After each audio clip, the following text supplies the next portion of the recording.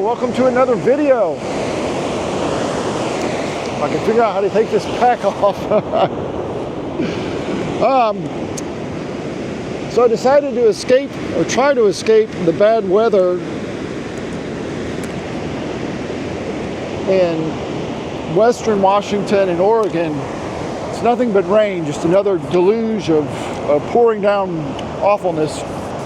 So I decided to come to eastern Oregon. I'm out with my friend Darren, and we are headed down to Smith Rock State Park and out to the John Day fossil beds.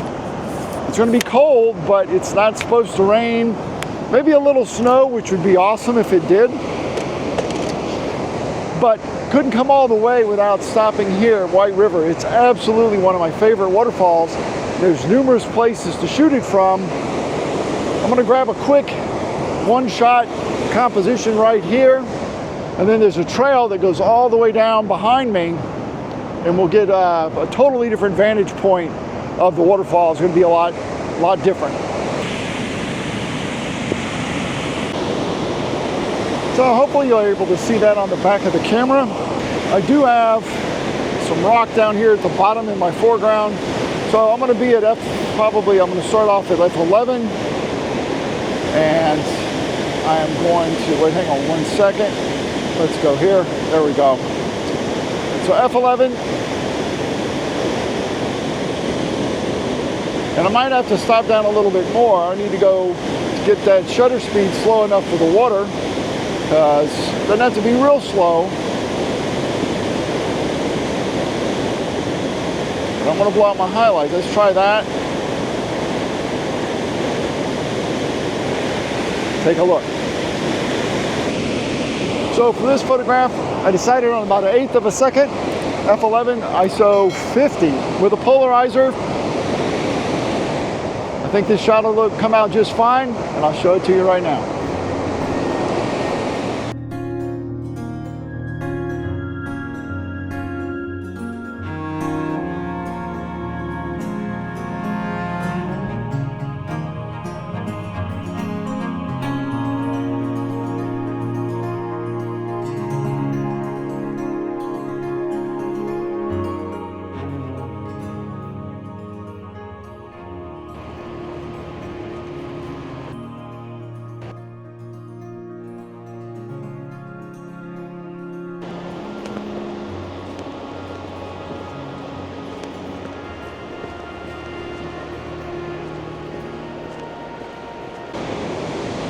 That is just a beautiful, beautiful waterfall with a bowl and then multiple tiers. And then the rapids that are happening down here in the lower left, absolutely fantastic. So I'm gonna probably keep pretty much the same shutter speed. It's an overcast day, so I'm gonna avoid as much of the sky as possible.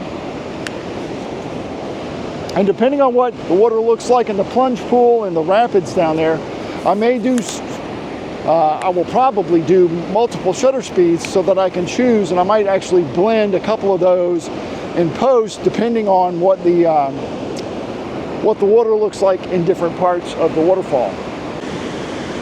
From this vantage point, I've got this lower tier of the falls here, and I pretty much got the entire bowl up there, and I also get a lot of this green. Hopefully it's coming through on the video over here on the left-hand side. It looks really, really nice. And all this great color and texture in this wall. And then the plunge pool here and the bowl, I get most of that coming down into the rapids down here, these lower falls as it exits the frame in the lower left. So now I'm going to walk to the left, and let's see how much, if any, if it changes. Paying attention to things that are further away, because those will be the most evident. And that's up here in the top where where the main waterfall is.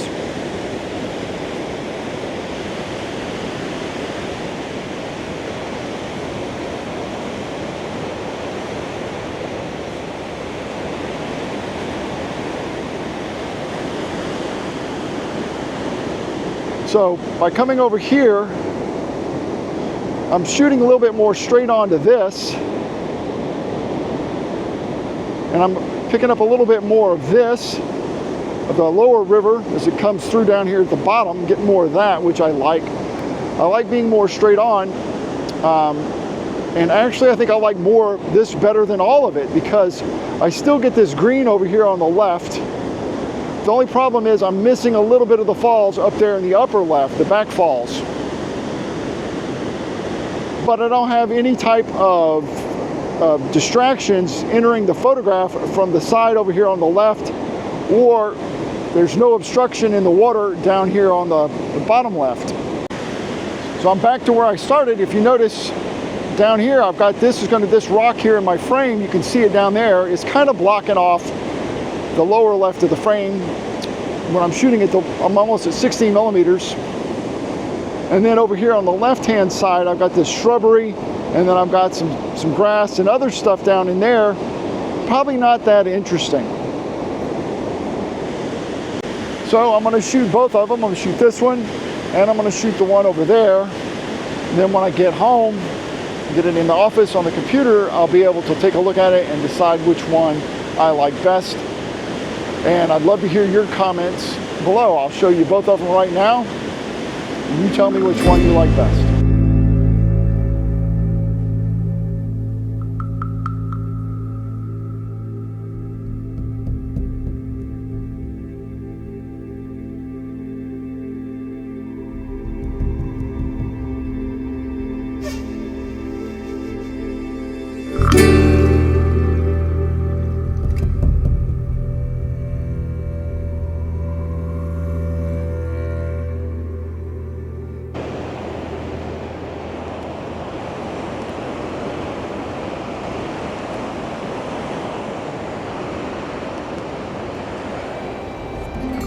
The next stop is another waterfall, and it's real close to Smith Rock State Park.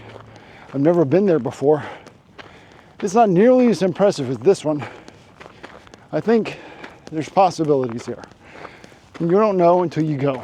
So that's our next stop. And I believe the name of it is Steelhead Falls, I think. And I couldn't be wrong, and if I am, I'll put it down below. Anyway, I'm gonna load up, get something to drink, head on down south.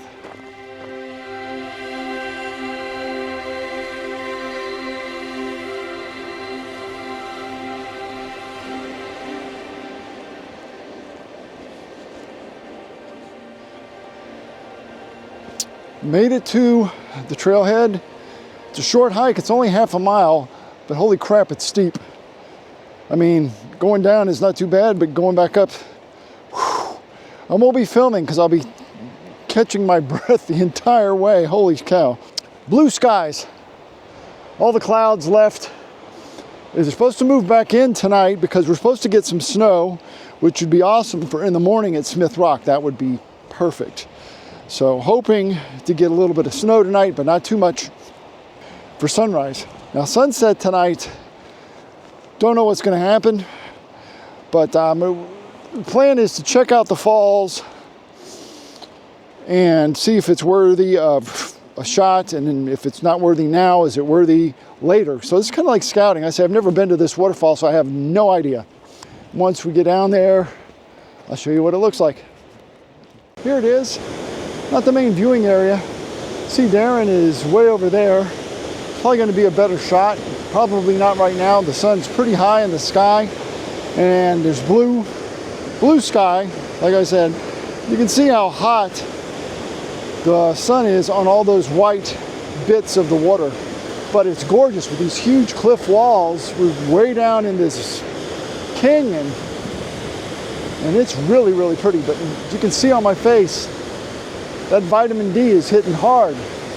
It's really just way too bright to try to come away with a good photograph. All of the white, and it's very contrasty light with that direct sun hitting the falls, especially over here, over in there, and even over here in the plunge pool. It's just really, really bright. The time to come is when the sun is not up there, it's actually hidden by the canyon walls. In the morning, after shooting sunrise at Smith Rock, I'm going to come back here, because the sun doesn't rise above the canyon wall until about 10 a.m. And I'm using an app called PhotoPills to do that calculation with. It's a wonderful app. Talked about it before. And it's got an augmented reality view that actually shows you the sun and the times where it's going to be. It follows the track of the sun. So I'm going to use the time right now just to come up with some compositions, find out what focal length I want. That way I'll be pretty much ready to go in the morning. So we'll pick it up at Smith Rock.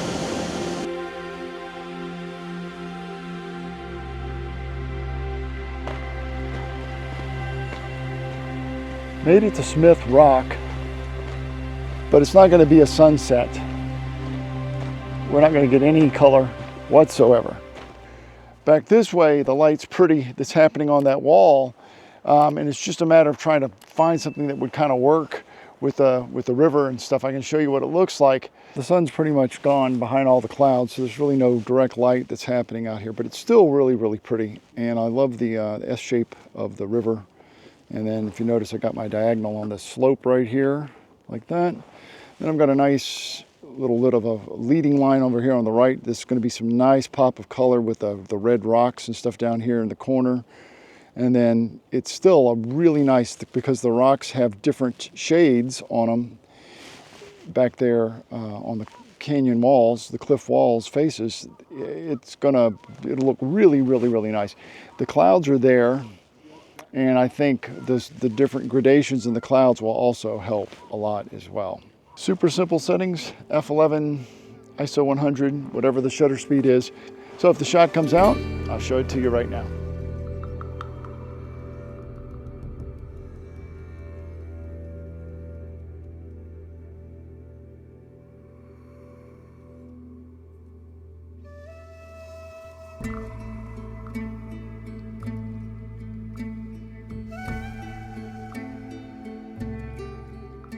So the video camera is probably overexposing. You're probably not being able to see very much detail in the sky because it's just getting darker and darker as I stand here. But by bracketing my shots, I think I'm gonna have my best chance of success, where I'll be able to save the gradations in that sky, which are really delicate, along with the snow-capped peaks that are in between the valley and that U shape back there in the very, very back.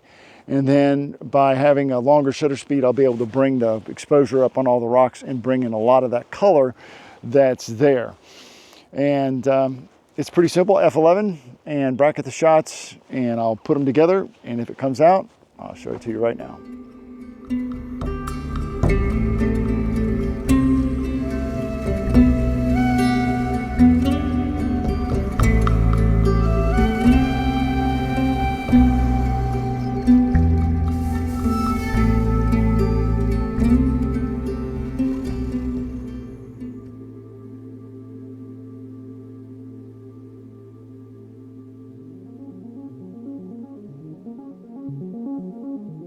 Yeah, perfect, perfect, perfect.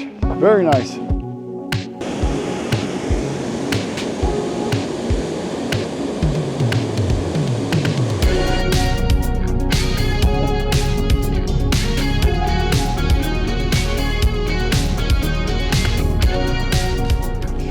But the light is starting to really get really nice as it starts to skim across the hills in the background.